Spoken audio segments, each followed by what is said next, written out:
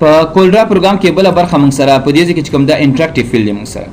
انټراکټیو فیلډ دا کار کې فرض تاسو آبجیکټ رسم کړی آبجیکټ یو شیپ هم رسم کړی او دې شیپ ته تاسو یو رنگ ورکړی خو دا ټول یو رنگ ده که تاسو غواړئ چې دغه یو شیپ ته څو رنګونه ورکړئ نو راشئ په دې باندې انټراکټیو فیلډ باندې کلیک وکړئ انټراکټیو فیلډ واخلئ په دې باندې کش کې دسې کش کاږئ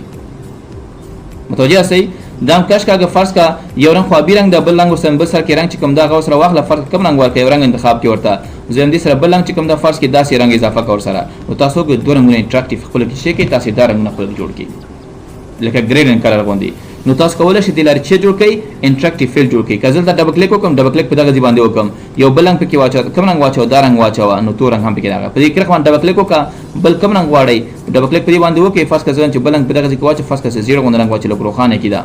دې څه وایي انټراکټیو فیلډ وایي د انټراکټیو فیلډ څخه وروسته بل موضوع موږ سره په CorelDraw پروګرام کې انټراکټیو فیلډ کې دنه چې کوم دا هغه دا د موږ سره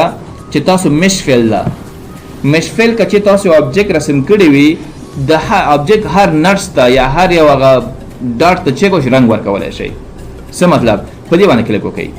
د آبجیکټ موږ سره شپږ نټس دي لیفت رائټ سنټر او رائټ طرف ته بیا میډل کې دا او دا د شپږ نټس لري زم د منځنۍ نټس ته واخله منځنۍ نټس ته کوم رنگ ورکا زیړ رنگ ورکا دی پاسنی نټس ته واخله کوم رنگ ورکا فاست دا رنگ ورکا دې نټس ته کوم رنگ ورکی دا رنگ ورکی دا رنگ د 10 نټسونو رنگونو انتخاب کې ورته پرې پوه شئ